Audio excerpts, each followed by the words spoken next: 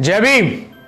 साथियों, ये बात है करीब आज से 43 साल पहले सन 1979 की, जब एक गरीब किसान रोता हुआ उसकी मैली धोती वो लेकर यूपी के जिला इटावा के एक थाने में पहुंचा और थाने में जाकर वो सभी जितने भी पुलिस वाले थे सबको देखने लगा। वहीं एक पुलिस वाले ने उस गरीब किसान को देखा और बोला, हाँ क्या चाहिए? तो उस किसान ने बोला कि मैं मेरठ से यहां इटावा एक बैल खरीदने आया था,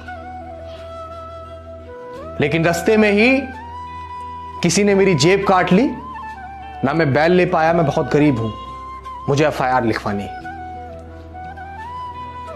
तभी उस पुलिस वाले ने जवाब दिया कि झूठ बोलता है कि तेरी जेब काट ली, क्या सबूत है तेरे पास?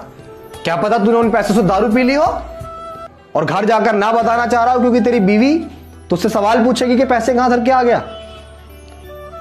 वो गरीब किसान जिसकी फटी धोती, जिसकी पूरी मैली धोती थी, और वो अपनी रोई सी अवस्था में एकदम एक थाने के कोने में जाके खड़ा हो गया। फिर एक और दूसरे पुलिस वाले ने उस किसान को देखा और जाके पूछा, क्या हुआ? क्या हुआ बाबा, कैसे यहां मायूस खड़े हो? तो उन्होंने बताया वही किस्सा कि मैं बैल लेने आया था और किसी ने मेरी जेब काट ली। तो उस पुलिस वाले ने बोला कि बाबा मैं आपकी मदद कर सकता हूं, लेकिन इसके लिए कुछ सौदा होगा, कुछ पैसे लगेंगे। और एफआईआर लिखने के लिए करीब 35 रुपए का सौदा उस पुलिस वाले और उस बाबा के बीच में हुआ, उस किसान के बीच में हुआ। यह बात आज से 43 साल पहले बता रहा हूं आपको, साल 1979 की घटना। तुरंत मुंशी ने एफआईआर लिखनी शुरू हुई। 35 रुपए में सौदा हुआ एफआईआर लिखने का। तुरंत एफआईआर लिखनी शुरू हुई। सारी बातें उस बाबा ने बताई कि मैं मेरठ से आया, यहां मैं एक बैल खरीदने आया था, रास्ते में मेरे साथ किसी ने मेरी जेब काट ली। और मुंशी ने जब पूरी लिख ली तो एंड में पूछा, बाबा हस्ताक्षर करोगे या फिर अनपढ़ हो बिल्कुल अंगूठा टेकोगे? तो बाबा ने कहा कि मैं तो अंगूठा टेक हूं, मैं तो अंगूठा लगाऊंगा। तुरंत मुंशी ने अपनी एक वो पैड निकाली, जिस स्याही की पैड होती, वो पैड रखी। तो उस गरीब किसान ने,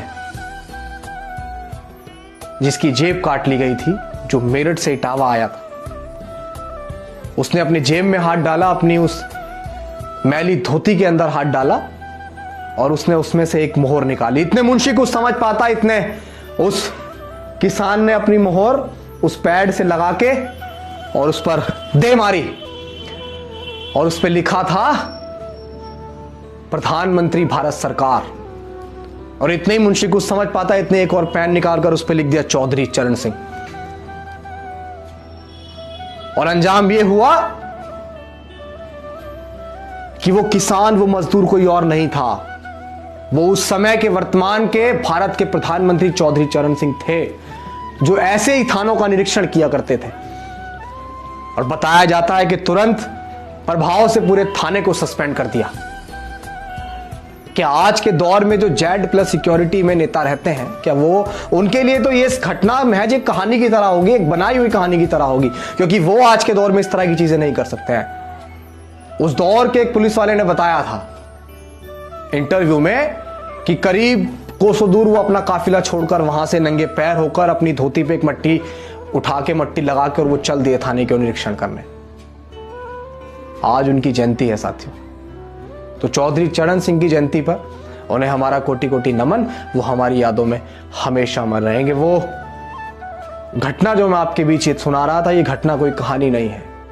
आप इतिहास के पन्नों को पलट के देखिएगा।